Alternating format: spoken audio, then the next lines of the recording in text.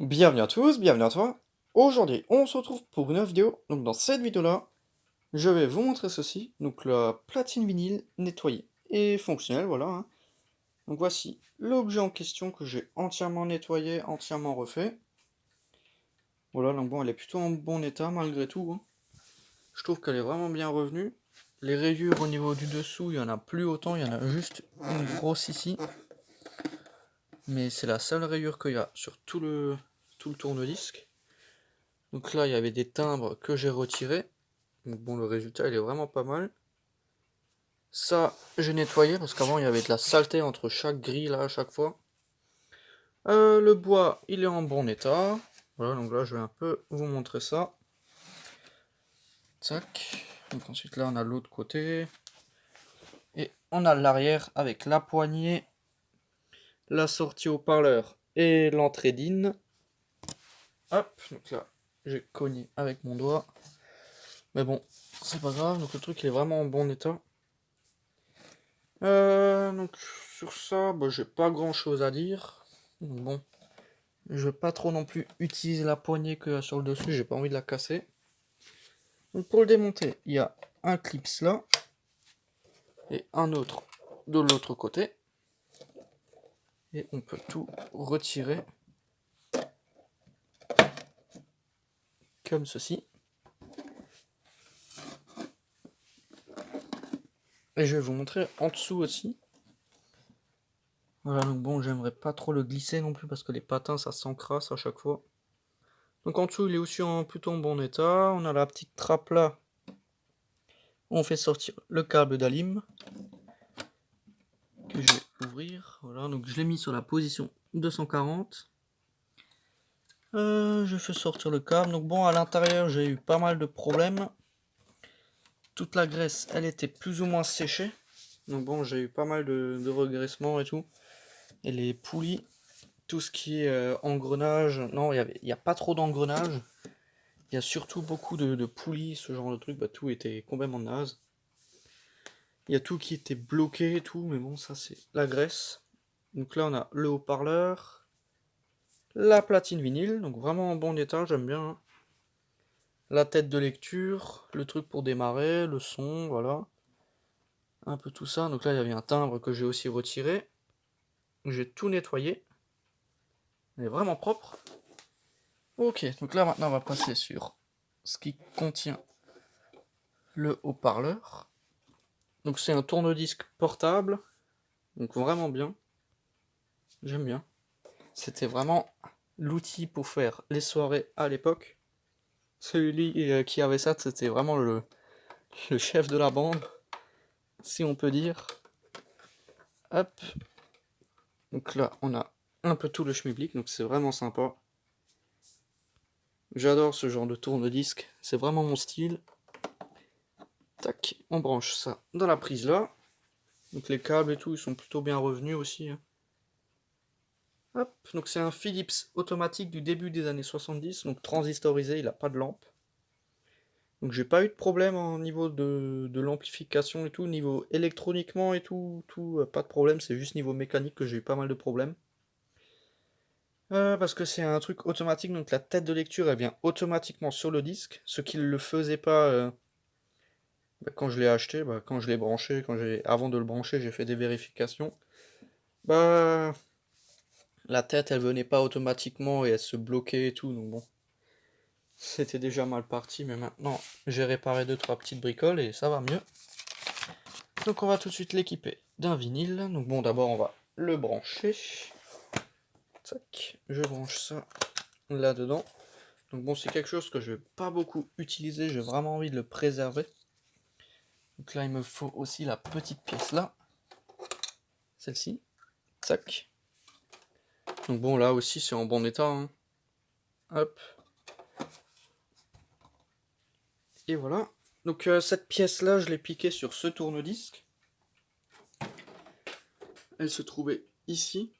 Mais bon, comme ce tourne-disque, je l'utilise pas trop. Bon, en plus, j'ai passé la poussière il y a pas longtemps, c'est de nouveau rempli. Enfin bref.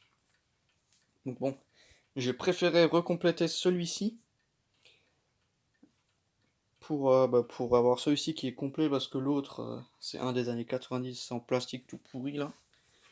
Du coup, je voulais refaire celui-ci, hein. Donc là, il est plus ou moins complet, je dirais, hein. Il manque pas grand-chose. Je dirais qu'il manque même rien du tout. Hop, je mets ça là. Hop, je mets ça là. Et je démarre. Il faut libérer la tête de lecture. Et il faut rappuyer. Et monter le son. Voilà.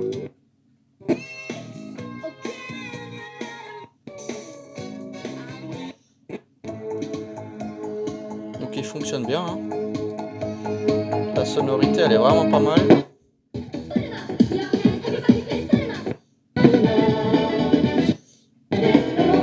Donc bon, c'est peut-être pas forcément des musiques connues. Donc pour l'arrêter, on appuie là. Il s'éteint. Et le moteur il s'arrête. Et dès qu'on rappuie, il s'allume. Et en plus de ça, si la tête de lecture vient à la fin, elle part. Et ça déclenche. Et il s'éteint. Ça évite d'abîmer la tête de lecture. Si elle reste glissée, si elle est en train de glisser sur le CD, du coup, c'est pas mal. Donc c'est des CD de face, hein. Donc bon, c'est des hits énergie des années 90, je crois. C'est 1990, voilà. Donc c'est un truc avec 2 disques dedans. Il y en a un deuxième là. Voilà, je retourne ça. Donc il y en a une qui est connue parmi tant d'autres.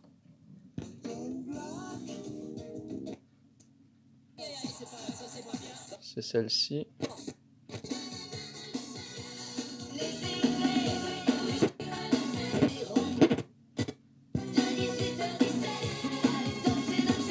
Il faut vraiment trouver le début, ça c'est...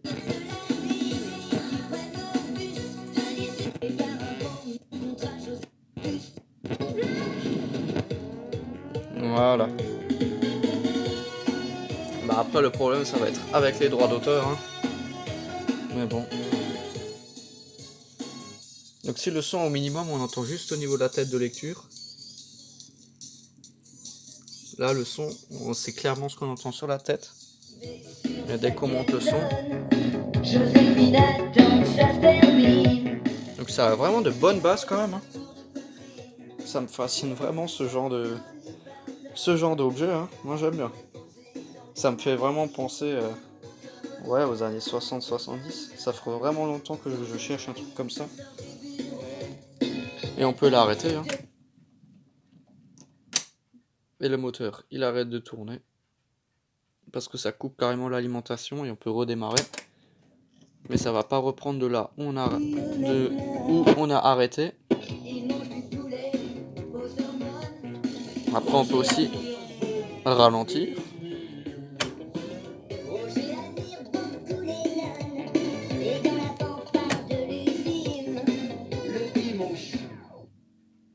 Après on peut faire vraiment très très lent.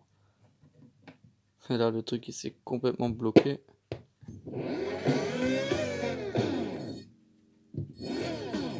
Là je sais pas du tout ce qui s'est passé.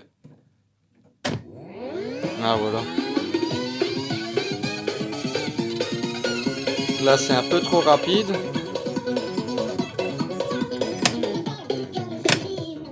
C'est un 16 tours.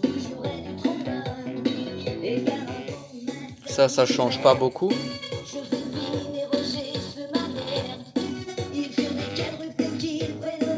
Ça change pas grand chose.